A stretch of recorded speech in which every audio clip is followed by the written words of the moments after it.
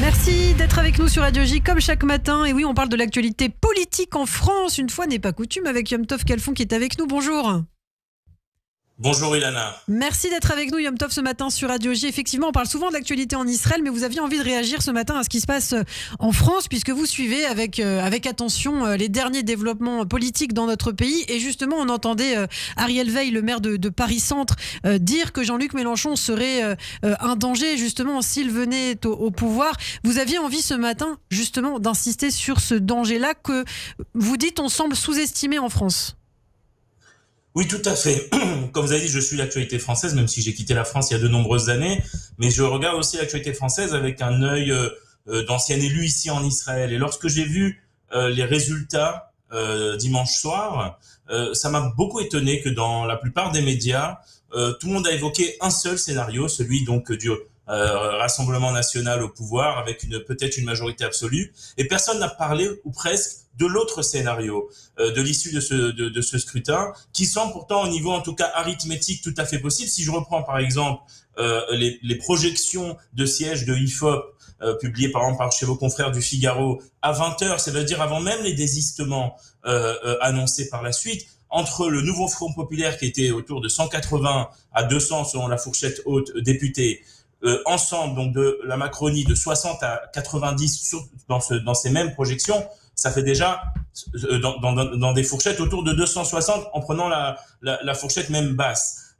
Si vous rajoutez cela les députés LR, donc il y a apparemment une autre coalition possible qui irait donc de Jean-Luc Mélenchon à Emmanuel Macron, voire peut-être même aux Républicains.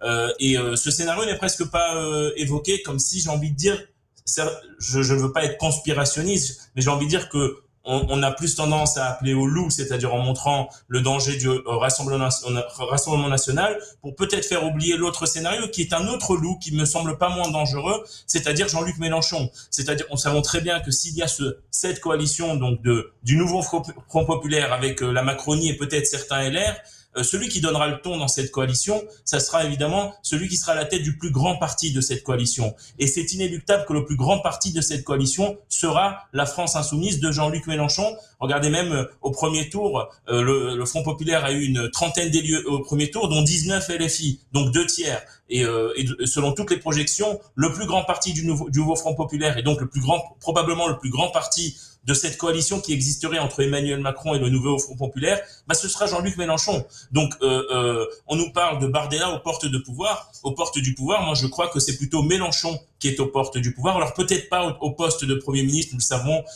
parce que il y a déjà des réserves sur sa personnalité. Mais vous savez, s'il n'est pas Premier ministre, mais c'est lui qui donne le ton, ce n'est pas forcément une meilleure chose pour la France. Jean-Luc Mélenchon a déjà prouvé sa haine pour les Juifs, sa haine pour Israël, lui et ses collègues. Et justement, qu'est-ce que vous en pensez quand vous voyez Jean-Luc Mélenchon à la télévision à côté de Rima Hassan, qui est pourtant députée européenne, en tout cas qui a été candidate pour les élections européennes, siéger à côté de Jean-Luc Mélenchon lors de cette allocution télévisée avec un kéfier autour sur les épaules. Qu'est-ce que vous en pensez ? Oui, je pense que c'est le message qu'a voulu faire passer Jean-Luc Mélenchon. C'est un fin politicien et un très fin communicant.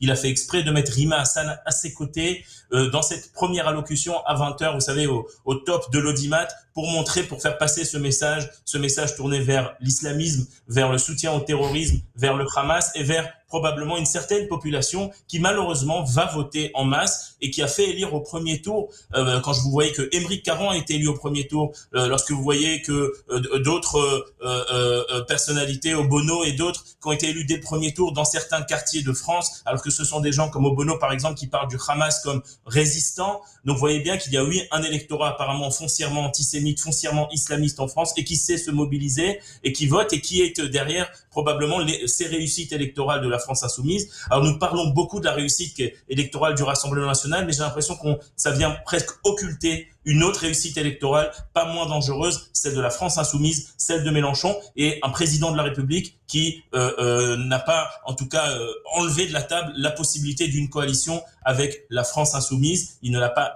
exclu comme l'ont fait, par exemple, en tout cas dans leur déclaration, les Républicains qui ont dit ni RN ni LFI. C'est pas ce que nous avons entendu du président Macron, et donc peut-être qu'en réalité, ce n'est pas Bardella qui est aux portes du pouvoir, c'est Mélenchon qui est aux portes du pouvoir à l'issue de ce scrutin donc du deuxième tour. Eh bien, merci beaucoup Yom Tov Khalfon pour ces précisions ce matin sur Radio J. On continuera donc de suivre avec vous à la fois l'actualité en Israël, mais aussi l'actualité en France et donc les derniers développements politiques. Merci beaucoup et je vous dis à la semaine prochaine.